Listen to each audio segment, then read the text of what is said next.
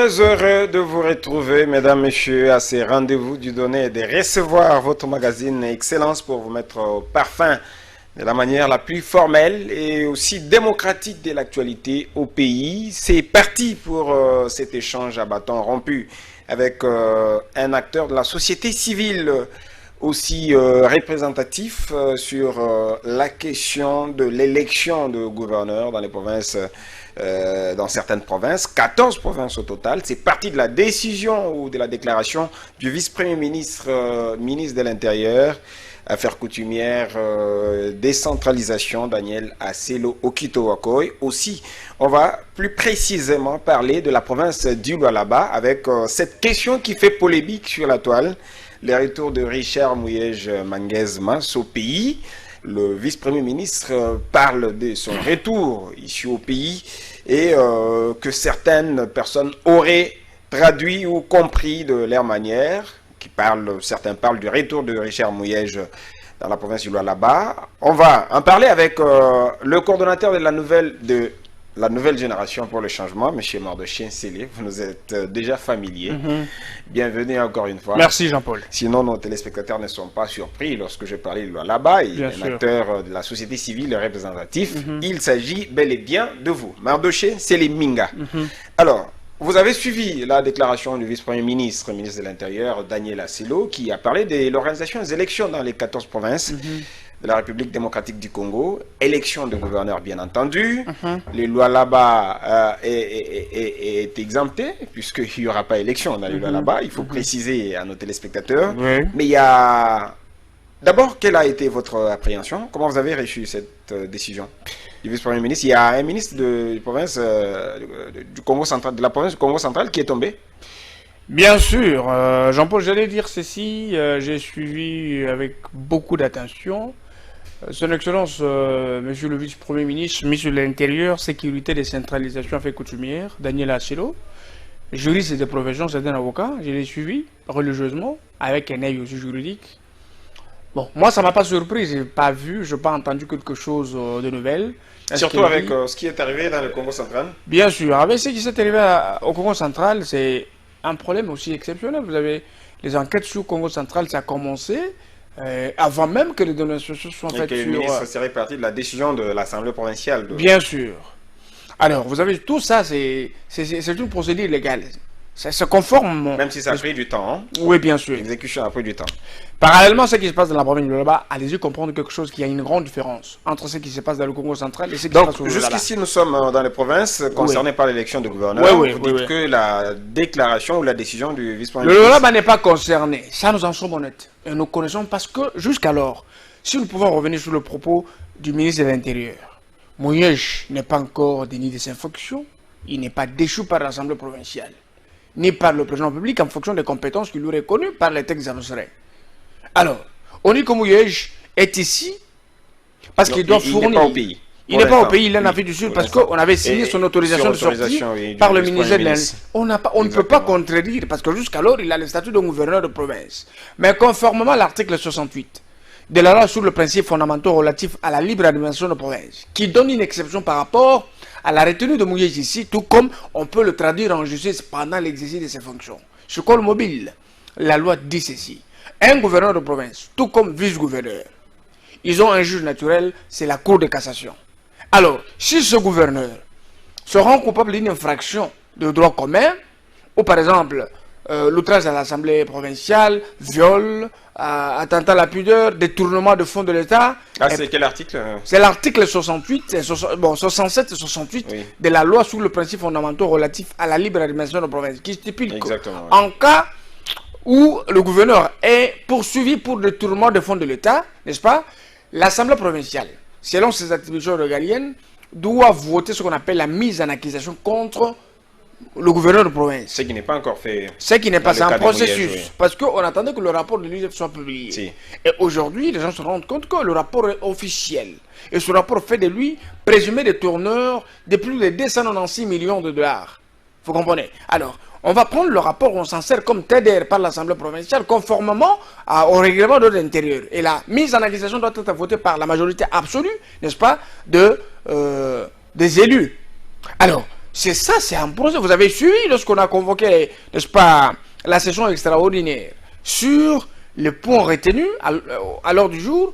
Il y a aussi l'examen, n'est-ce pas, de la part de l'UGF. Ah, c'est l'organe délibérant de la Lualaba. Ok. Ah, ici, les gens se posent des questions pour dire, pour la mouillée, j'ai retenu par le chef de l'État. Non, il ne faut pas plonger le président de la République, tu sais qu'il dit, dans ce genre de salité, de problème. Le gouverneur Mouyej a un problème judiciaire. Ce problème concerne l'UGF parce que conformément... Est-ce que son cas est similaire à celui de Atouma Toubouana? Non. On peut dire ça, non? Non, non. Ici, au Loraba, il y a eu urgence. Parce que lorsqu'on parle de la dénonciation... Puisque Matoubouana était dans les salles draps, trouvé dans les salles draps par l'IGF, et que selon vos propos, à vous entendre, que Mouyej aussi est sur la même ligne. Bien sûr. Oui. Maintenant, il faut comprendre une chose. L'article 101 de la loi sur les finances parle de l'urgence, ou soit dénonciation revêt un caractère d'urgence. Et lorsque Excellence Fifi Masuka Saini a dénoncé la mégestion, et appelé les chefs de l'État à la vigilance sur la gestion de Mouyej, il a dit voilà, il y a deux problèmes graves au là-bas. La promesse qu'on est en train de vous vendre, soi-disant c'est une mauvaise pilote, participe à 4,9% au budget national. Les 4 ouvrages ici qui font objet de beaucoup de publicité sur les réseaux sociaux est aujourd'hui devenu une escroquerie que nous avons consommée. Est-ce que c'est pas pour éviter les déséquilibres donc, au sein de la société, au sein de la province du Lualaba, que on laissera peut-être Mouyej retourner aux affaires? Non, pas de problème de déséquilibre.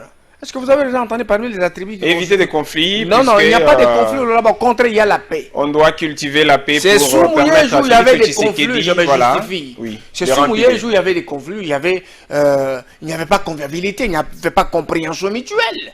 Vous comprenez? Et il y avait plus le tribalisme. Je veux parler du tribalisme institutionnel. Vous voyez, il y a ce qu'on appelle le groupe des 5 communautés qui vivent ensemble. Alors, il faut aussi éviter de stigmatiser les communautés. Bien sûr.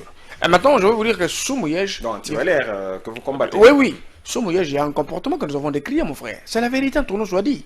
Je veux d'abord aller dans les sociopolitiques. Donc, dans les sociales. La vie entre communautés. Pouvez-vous vous imaginer si 10 ministres, il y a 5 ministres d'une seule tribu sur les 5 dans le gouvernement de Mouyej. Alors, si vous allez dans l'administration publique... Une tribu à elle seule a 5 ministres sur 10 ministres. Oui, 5 ministres. C'est la tribu à Mouyej. La tribu à Mouyej. 5 ministres rondes sur les 10. Et les 5, c'est les 4 autres tribus qui doivent se partager. Et vous allez dans l'administration publique, tous les chefs de division... Et la situation demeure en tant que telle, non? Bien sûr. Oui. Tous les chefs de division, ce sont les membres de la famille de Mouyej. Et ils ne voulaient pas que les gens découvrent la traçabilité, n'est-ce pas, en termes de recettes et dépenses de la province. C'est pourquoi il avait bloqué le bureau de la réduction de comptes. Et depuis qu'il est gouverneur de la province du Lualaba, la réduction de comptes n'a jamais fait un travail remarquable. Vous estimez que ces gens n'ont pas été nommés sur base de la méritocratie? Oui, ils ont été nommés au nom de la tribu, au nom des liens familial. On va parler de ce qui les unit en termes de clan, famille, tribu, ethnie. C'est ça la relation qui a motivé Mouyej à donner plus de postes aux membres de la famille. Et ça s'est intensifié jusqu'au niveau des entreprises publiques de l'État. Est-ce qu'on peut dire avoir du travail, il faut changer l'identité. Oui. J'en connais beaucoup. S'il faut garder quand même le secret pour les autres. Pour avoir du travail, il faut changer d'identité. Sous les régimes il faut que tu sois kabouite. Oui, bien sûr. Il faut que tu sois un tombe, kabouite, ça c'est vous qui le dites, hein? Bien sûr, c'est la vérité. J'ai toujours dit comme ça. C'est pour vous prouver que nous venons ici devant vos caméras avec la vérité. Depuis que Fifi Masuka a dénoncé la mégestion, il n'y a jamais eu un rapport contradictoire. On n'a jamais contredit ce que Fifi Masuka a dit. Il y a 70 comptes fictifs. Ça n'existe pas dans la loi. Même si c'est des banques. Non. Jean-Paul essaie de m'écouter. Même si ça fait de bonnes intentions. Mais mais nous disons aussi à haute voix ce que les autres disent. Maintenant, je reviens. Je suis en train de recourir à ça pour revenir sur la décision, sur la sortie médiatique du ministre de l'Intérieur. Je vous ai parlé du projet Morikita, 26 millions de dollars. Mouyej a sorti 20 millions. Il a encore sorti 6 millions, ce qui fait 26 millions. Mais la province n'a récolté que 110 000 dollars. Il a des dettes de Rahim, les sujets indiens, qui a bloqué 11 000 tonnes de maïs. C'est connu de tous. Il a vendu 2 hectares de mongé à 10 600 000. L'argent, il y a absence de traçabilité. C'est lui qui connaît là où l'argent est parti. Comment on peut gérer une province telle que Lualaba? Bien sûr. On peut gérer Lualaba. On peut gérer Lualaba avec 70 comptes fictifs que le chef n'en connaît pas le mouvement, ni l'Assemblée provinciale, ni le vice-gouverneur Fifi Masuka qui n'en connaissait rien du tout. Et allons-y maintenant dans les comptes du Trésor, financé par une seule taxe, mon frère, même s'il faut être démon à ce niveau-là. La seule taxe de TFM, c'est la taxe qui a fait vivre le là-bas et que tout le monde criait partout pour dire province pilote. Taxe de TFM. La province est redevable de plus de 109 millions de dollars d'emprunts dans de banques locales. Mais la province reçoit 10 822 000 dollars de redevances minières par mois. Et au sein de cette province, il y a aussi des ETD, entités territoriales décentralisées. Je parle de villes, chefferies, tout ça. Ils reçoivent aussi des redevances annuelles, mon frère. Et ce sont des millions et des millions. Mais non, si nous pouvons aller sur les réalisations qu'Amouyage a faites, aujourd'hui, les gens peuvent dire non, solution peut-être pour un gros biscuit d'individus, bâtisseurs, tout ça. Oui. Mais il faut avoir honte. Non, il n'y a pas de jalons. Il faut avoir honte d'appeler Mouyage bâtisseur. Il devrait se gêner. Il devrait se gêner. Aujourd'hui, ce qui construit le socle de la campagne de diabolisation contre Fifi Masuka, c'est juste les réalisations qu'il a faites pendant l'intérim. Vous comprenez? Alors, je suis en train d'aller plus loin. 4 ouvrages. Pavillon présidentiel, BCC, Assemblée provinciale, honnêteté du gouvernement. Je vous dis, depuis 2015, ces ouvrages ont été lancés. Mais il n'y a qu'un ouvrage qui a été achevé en 2018. Et puis inauguré par l'ex-directeur du cabinet du président public, Vital Kamerhe Kaningini. Et c'était même l'ouvrage le plus surfacturé, à la hauteur de 9 millions. Il n'y a même pas photo entre celui de 6 millions du Haut-Katanga. Essayez de comprendre le niveau d'escroquerie à la tête de la province du Lualaba avec Mouyage. Et maintenant, on arrive à l'époque où Fifi Masuka prend l'intérim. Il y a 2 ouvrages qui ont été achevés dans 2 mois. Hein? C'est la magie de l'engagement à bon escient, la magie de la détermination, l'honnêteté et je veux parler de la forte personnalité de Fifi, la détermination de pouvoir donner au chef de l'État la victoire dans la concrétisation de sa vision dans cette partie de la République. Est-ce que quelque part vous je vais compléter une chose. Gêné par la décision du vice-premier ministre? Pas du tout. Pas du tout. Vous savez que nous sommes des intellectuels. Et ça vous met mal à l'aise? Non, ça ne met personne mal à l'aise. Au contraire, il y a eu une mauvaise compréhension de l'enchaînement d'idées. N'est-ce pas? Du ministre, il a parlé du roi. Il a dit, madame, le vice-gouverneur ne peut pas signer en tant que gouverneur haï sur les lettres. Mais il écrit vice-gouverneur pour le gouverneur empêché. Mais l'intérim sur nom du principe de la préscience, n'est-ce pas? Et la continuité des institutions. Et on doit confirmer l'intérim pour la plénitude du pouvoir en tant que gouverneur de province par le ministère de l'Intérieur. Celui-ci, c'est lorsque le gouverneur est démis de ses fonctions par l'Assemblée provinciale ou par les organes au niveau national, conformément à l'article 41 et 42 de la loi sur la libre administration de province. Ce sont des gens qui ont mal compris la procédure. Nous sommes juridiques. Nous avons compris que c'est ça la procédure. On n'a pas à commenter là-dessus. Et si réellement il y a eu l'autorisation de sortir pour que celui-ci se rende en Afrique du Sud, mais c'est légal. Alors, je vous pose une question directe à laquelle je vais une réponse aussi vraie, du vrai. Oui. Qu'arrivera-t-il aujourd'hui si Mouyage rentrait à la tête de la province? Par quelle baguette magique? Il va rentrer comment? Je vous rappelle une chose. L'IGF est parti en cas d'urgence au Lualaba pour enquêter sur les dénonciations qui étaient faites par Madame Fifi Masuka Saini à la tête du Lualaba par rapport à la mégestion dans laquelle plongeait la province du Lualaba par Mouyage. Mais non, l'autre fois je vous ai dit que c'était une province à l'agonie. Et l'IGF a fait ses enquêtes. Après un moment, on a sorti le rapport. L'IGF a parlé de plus de 200 millions de dollars, mais parce que vous n'avez pas encore lu le rapport. Et lorsque l'IGF vient dans l'urgence pour enquêter, il revêt la casquette d'un OPJ, officier de police judiciaire, mais à compétence spéciale. Il traite les infractions relatives à ses fonctions. Là, je rentre à l'article 202 de la loi sur les finances qui stipule que l'IGF a pour objectif de veiller à la conformité de la gestion des finances aux textes qui les régissent. L'article 101 de la même loi dit ceci. En cas d'urgence, l'IGF met à la disposition, n'est-ce pas, de la province où il y a l'urgence d'enquête, une commission. C'est la commission qui a fait l'enquête et nous a amené le rapport. Et maintenant, l'IGF exécute un programme ponctuel national comme il l'a fait avec le province ciblé. Il a dit telle part nous serons au Congo-Katanga pour la SNCC ainsi de suite sur le programme ponctuel national. Mais ça c'était une urgence, c'est ainsi qu'ils sont partis. Mais ils ont joué ce rôle. Il y a eu un rapport à charge contre Mouyage sur les dénonciations qui étaient faites. Je vous ai dit, jusqu'à la preuve du contraire, on n'a jamais trouvé Fifi Masuka dans le mensonge. Elle a dit la vérité et le camp mouillé, je sais que Célestie dit la vérité. Et tout ce qui s'est dit, qui se raconte dans les réseaux sociaux, ce sont de bobards, ce sont des cancas. De chercher à prendre la place de Mouyej, qu'elle doit vraiment penser à ces tickets qu'il a fait arriver à ce niveau-là. Non. Les tickets étaient quand même portés par Mouyej. Je n'ai pas refusé par Mouyej. Oui. Non. C'est lui, c'est bien lui. Est-ce que c'est Mouyej qui avait proposé Fifi Masuka comme candidat vice-gouverneur? Ce n'est pas ça. Au contraire, il ne faut pas comparer. Ce sont des choses qui se cogitent au sein d'un parti politique. Moi, je vous dis ceci. Ce qui se dit, ce sont des fictions.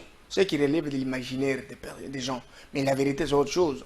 Fifi Masuka s'est portée elle-même candidate vice-gouverneur au nom de son parti politique. Il faut marquer une différence entre le niveau de leadership entre Fifi Masuka et Mouyej. Mouyej, jusqu'à l'âge où il est fédéral de PPRD au sein de sa juridiction respective. On va parler de l'âge. Non, je suis en train de partir. C'est pour vous dire que dans le leadership, on dit qu'il faut investir dans le demos. C'est-à-dire investir dans le temps. Fifi Masuka, c'est encore une jeune femme. Je ne veux pas dire que c'est une femme. Elle a le même âge avec Mouyej. C'est son grand frère de loin.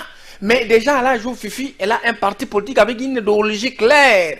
Et puis ce parti représenté sur toute l'étendue publique. Et cette femme vient réaliser le miracle à la province dans une chance réduite. Et aujourd'hui, je veux réaliser avec vous et tout ce monde qui nous regarde aujourd'hui, le seul péché pour lequel Fifi Masuka est victime de son intelligence, de son expertise, de ses compétences, c'est le fait qu'elle a fait des réalisations terribles à la tête de la province pendant l'intérim.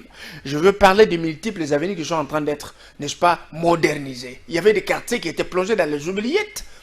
Il y avait des projets qu'on avait oubliés.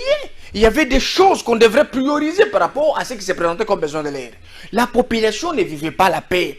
Les gens avaient des problèmes, des rancœurs. Vous pensez que si Mouyej avait vécu là jusqu'à aujourd'hui, il devait y avoir des troubles. Arriver à achever, à faire plus que ce que Madame Fifi a fait? Non.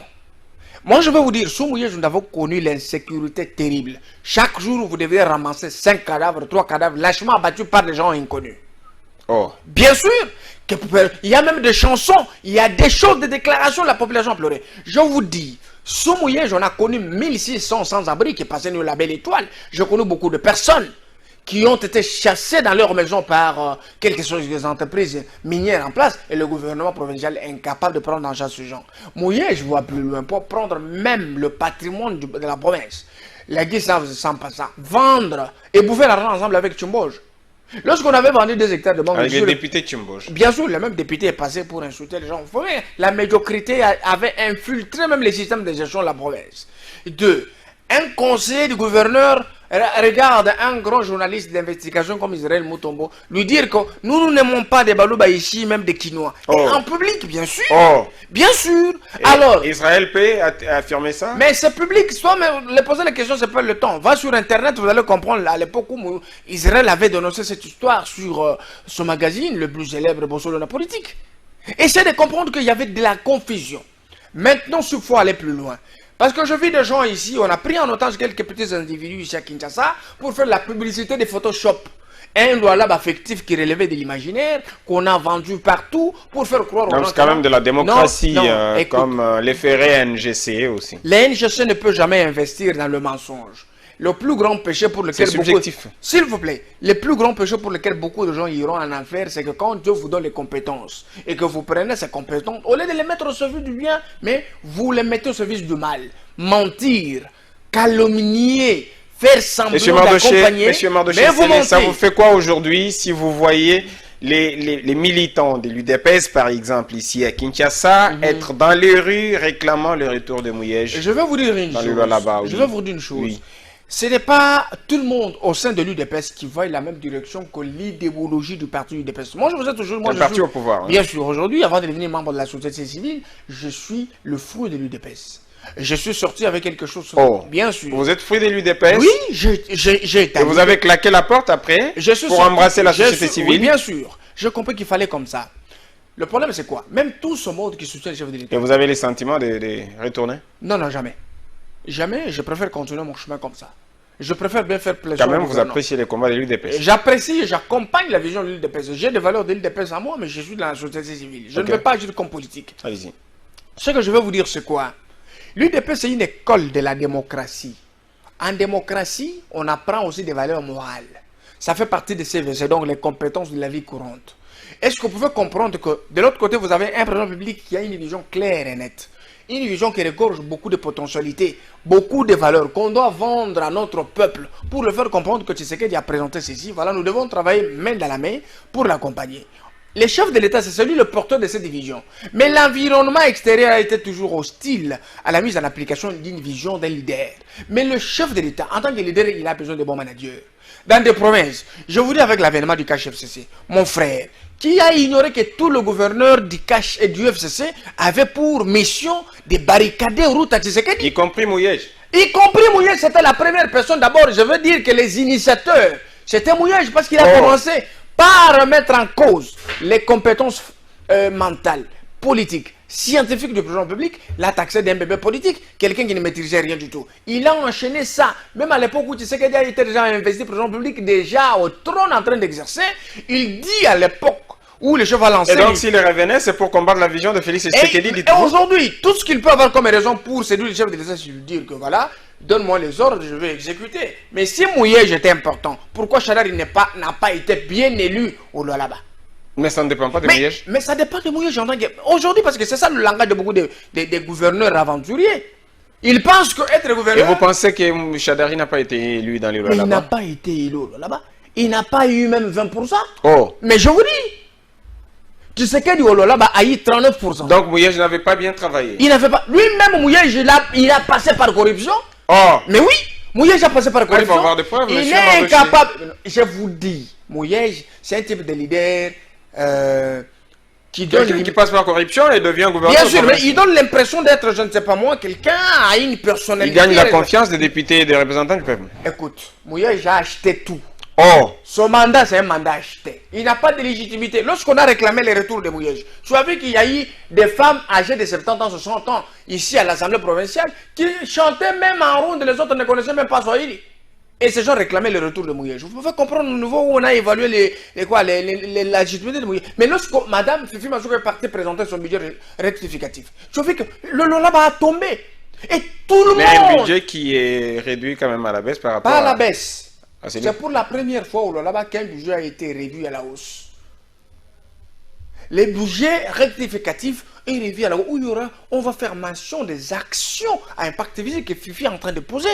Vous comprenez? Aujourd'hui, je vais vous dire noir sur blanc que Fifi Mazouka, c'est une femme très intelligente, c'est une femme très compétente. Je vais vous dire même la presse du gouvernorat, tout comme de l'Assemblée, est infiltrée par le pro-Mouyej, qui jusqu'à... Ce que je vous dis, c'est la vérité. Fifi Mazouka ne peut jamais faire la chasse à la sorcière. Tous les caméramans... Il continue à vivre avec l'entourage de Richard Mouyej. Bien sûr. Tout ce genre... Il n'y a pas longtemps, il avait démis le directeur de cabinet. Le directeur de cabinet, oui, bien sûr, avec un mobile clair et net. Quelqu'un qui fait 3 mois, 4, 5 mois sans venir au bureau. Il a refusé de venir travailler. Et or, celle-ci fait l'intérim. Pour quelle raison? L'institution gouverneur de province reste, n'est-ce pas? Et au nom de la continuité, les directeurs de cabinet étant le personnel administratif et privé du gouverneur doit continuer à gérer la politique du cabinet du gouverneur à travers son intérimaire qui est là. Comment tu peux accepter de ne pas fréquenter ton bureau, tu refuses, mais tu restes chez toi à la maison, et puis tu prends une décision au nom du gouverneur de province. On ne peut même pas t'appeler excellence. Et ça, directement, madame le gouverneur avait raison de le suspendre. Il y avait même des ministres comme Chikambi qui avaient refusé de fréquenter son bureau, il ne travaillait pas, mais un ministre de budget qui reste. L'autre ministre, Kakwata, qui a détourné le carburant ici, il a fui la justice parce qu'il y a eu des révélations qui étaient faites par la douane. Il a pris tangente pour rester caché derrière les immunités parlementaires.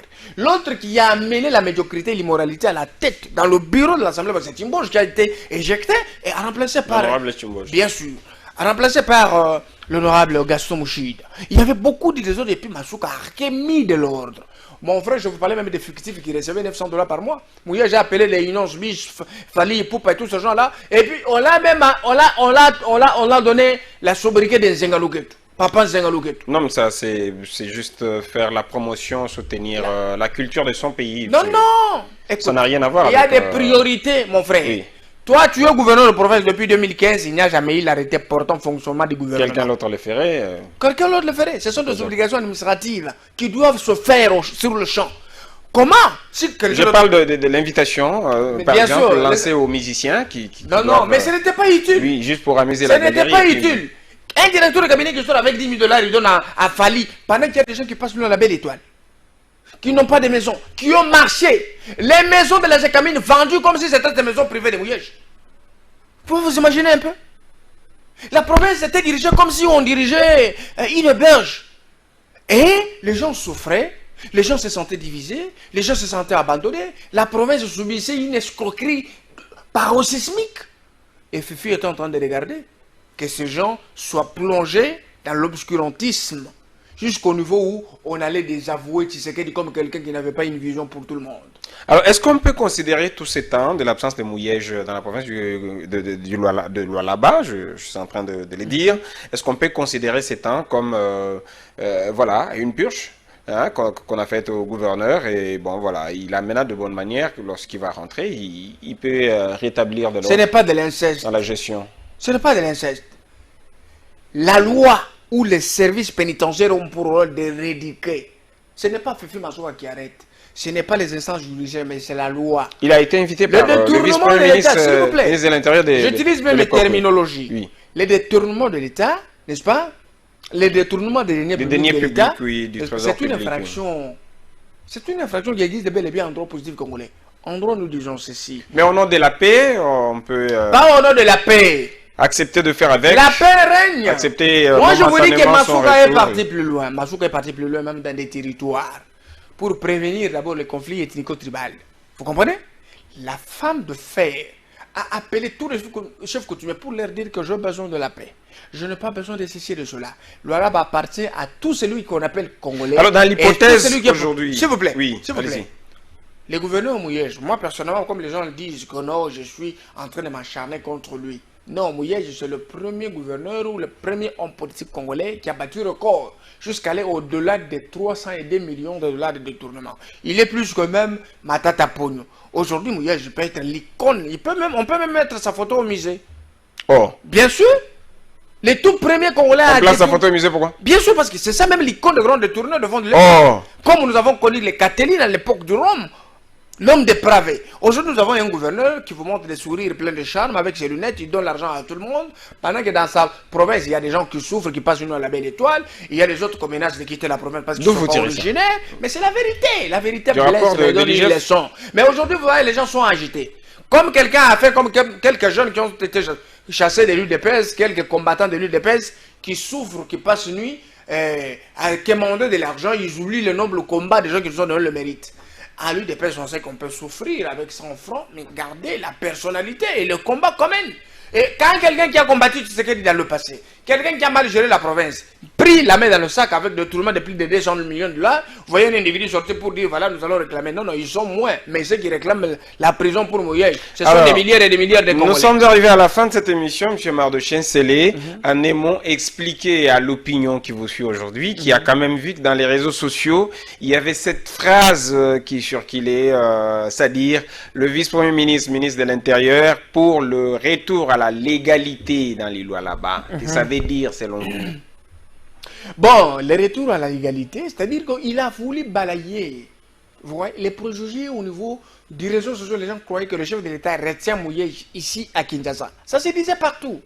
Oh non, Masouka a déjà pris la commande. Il y a ceci, il y a cela. Nous avons éclairé l'opinion plusieurs fois lorsqu'on passe devant vos caméras, devant vos micros, que Mouyej est poursuivi en justice pour détournement de plus de 200 millions de dollars. Et il va rentrer au là-bas que lorsque un verdict serait prononcé par son juge naturel qui est la Cour de cassation. Alors, si aujourd'hui le ministère de l'Intérieur... On peut établir aujourd'hui qu'il a été traduit en justice? Bien sûr. L'action publique débute quand? C'est depuis les enquêtes préliminaires au sommet. L'action publique commence. On peut déjà te mettre même en résidence surveillée pour éviter qu'on efface les traces d'infraction. Pour l'instant, il est donc, brièvement, ce que les Congolais, le là-bas en particulier, doivent retenir, c'est que le problème, les dossiers avec Mouyej, ça n'a rien à voir avec le ministre de l'Intérieur. Ça a à faire avec l'UIGF et la justice. Le ministre fait que signer l'autorisation conformément au prescrit, n'est-ce pas, des magistrats. On peut le libérer parce qu'il est malade, il rentre à Kinshasa en attendant que le dossier soit ouvert devant le parquet. En même temps, de l'autre côté, au là-bas, Excellence Masouka Fifi continue l'intérim, mais elle est en train d'impacter avec de grandes actions, conformément à la vision du président public Félix Antoine Tshisekedi. Aujourd'hui, Le budget rectificatif construit maintenant le socle de la hausse de la légitimité de Fifi Masuka. Les gens préfèrent Fifi que Mouyej. Donc, je pense que la justice doit faire le travail pour nous servir de leçons. Donc, l'opinion devra retenir que le retour de rentrer au Congo ne veut pas dire rentrer au Lualaba. Le retour de Mouyej équivaut à sa comparution devant la justice. Oui. Merci, Mardouché Seleminga, coordonnateur national de la nouvelle génération pour le changement. Oui. Merci à vous, chers téléspectateurs, vous qui nous avez suivis pendant 30 minutes. Vous êtes restés scotchés. Merci à Guy Lukoki qui nous a filmé. Merci à Francis et à Papi Mandeke qui était à la réalisation. Merci à notre monteur Gloire Dilemene. Merci et chapeau bas au boss Chabani Record. J'ai hâte de vous retrouver très prochainement pour un autre numéro du magazine Excellence. À plus.